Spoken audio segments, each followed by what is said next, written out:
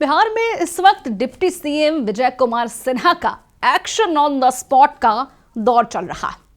सिन्हा ने new year छोड़कर पूरे बिहार के भूमाफियाओं की एक लिस्ट तैयार की है और साफ कह रहे हैं कि किसी को नहीं बख्शेंगे।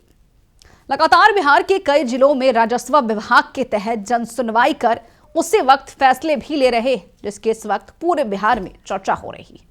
इसी क्रम में विजय कुमार सिन्हा 31 दिसंबर को सहरसा पहुंचेंगे और भू माफियाओं को धर दबोचेंगे और नगर निगम, नगर परिषद और नगर पंचायत क्षेत्रों में रहने वाले लोगों के लिए वंशावली के लिए अब बिल्कुल नहीं भटकना पड़ेगा। उन्होंने साफ कहा है कि सुशासन की सरकार अब जनता के साथ है। आपको सब कुछ बताएंगे विस्तार से कि आखिर न्यू ईयर सेलिब्रेशन को छोड़कर 31 को ही सहरसा क्यों पहुंच रहे हैं विजय कुमार सिन्हा। नमस्कार, मैं हूं शालिनी सिंह और आप देख रहे हैं दर्श न्यूज।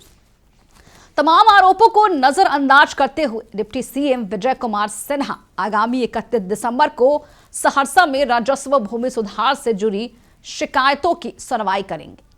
इस संबंध में सोमवार को उन्होंने कहा है कि राजस्व भूमि सुधार के तहत लोगों की लगातार शिकायतें आ रही हैं। जी हां, लोगों की शिकायतें आ रही है, जिससे जनता में एक नई उम्मीद जगी है। उन्होंने साफ बताया है कि सरकार का उद्देश्य भूमि विवाद खड़े करने वाले तत्वों की पहचान कर उनके मामलों का समाधान करना है।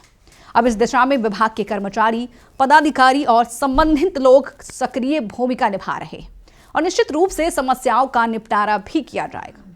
डिप्टी सीएम ने जानकारी दी है कि 31 दिसंबर को सहरसा और 4 जनवरी को भागलपुर में भूमि सुधार जन संवाद कार्यक्रम आयोजित किया जाएगा।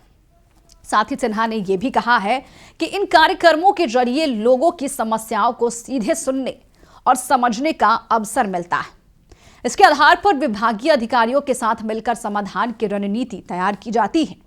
समीक्षा के साथ साथ कई मामलों में मौके पर ही समाधान किया जाता है, जिसके लिए आज विजय कुमार सिन्हा चर्चित हो चुके। हालांकि डिप्टी सीएम के जनता दरबार को लेकर बिहार राजस्व सेवा संघ ने मुख्यमंत्री नीतीश कुमार को एक पत्र लिखकर आपत्ति जताई। संघ का आरोप है कि जनता दरबार के नाम पर अधिकारियों को अपमानित किया जा रहा है। इस संबंध में संघ ने औपचारिक रूप से अपनी शिकायत भी दर्ज कराई, लेकिन इन तमाम आरोपों को खारिज करते हुए आरोपों के बावजूद सिन्हा रुक नहीं रहे। एक ओर जहां लोग न्यू ईयर की तैयारी में जुटे हैं, सेलिब्रेशन करना चाहते हैं, तो दूसरी ओर विजय कुमार सिन्हा 1 जनवरी 2026 से जमीन से जुड़ी सभी राजस्व अभिलेखों की सत्यापित नकल केवल ऑनलाइन करेंगे। अब न दफ्तरों के चक्कर, न देरी, सिर्फ पारदर्शी, तेज और भ्रष्टाचार मुक्त सेवा, यानी कि डिजिटल बिहार की ओर एक मजबूत कदम। आपको बता दें कि एक तरफ जहां बिहार में सम्राट चौधरी का बुलडोजर एक्शन लगातार जारी था, तो दूसरी ओर अब विजय कुमार सिन्हा भी उसी फॉर्म में नजर आ रहे हैं। लगातार जनसभाएं कर रहे हैं, लोगों से मिल रहे हैं, लोगों की समस्या सुन रहे हैं और अगर कोई भ्रष्ट अधिकारी पकड़ा जाता है तो ऑन द स्पॉट उस अधिकारी को सस्पेंड भी कर देते, जिसकी चर्चा इस वक्त पूरे बिहार में हो रही है।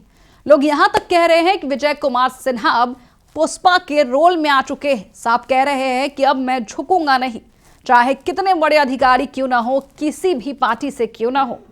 अगर भ्रष्ट अधिकारी, भ्रष्ट नेता मिलते हैं तो विजय कुमार सिन्हा सभी के खिलाफ एक्शन लेने को तैयार है, जिसको लेकर अब विजय कुमार सिन्हा की मुश्किलें भी बढ़ी हैं। उन्हीं पर अब शिकायत दर्ज हो चुकी है, लेकिन सिन्हा ने साफ कह दिया है कि मैं इन शिकायतों से डरने वाला नहीं हूं। मैं जनता की भलाई के लिए काम कर रहा हूं। मैं लगातार क्षेत्र में जाऊंगा, अलग अलग हिस्सों में पहुंचूंगा, गरीबों से, वंचितों से, लोगों से बात करूंगा कि उनके जमीनों पर किस भूमाफिया ने कब्जा कर रखा है और मैं लोगों को न्याय जरूर दिलाऊंगा।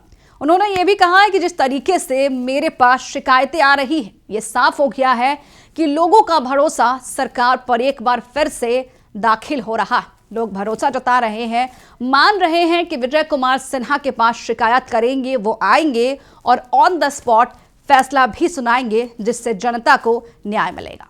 फिलहाल के लिए इस खबर में इतना ही, लेकिन आपकी क्या राय है हमें कमेंट बॉक्स में लिखकर जरूर बताएं और ये भी बताएं कि आपके क्षेत्र में भी कोई भूमाफिया है जिसको आप विजय कुमार सिन्हा से ऑन द स्पॉट एक्शन चाहते हैं। हमें कमेंट बॉक्स में लिखकर जरूर बताएं।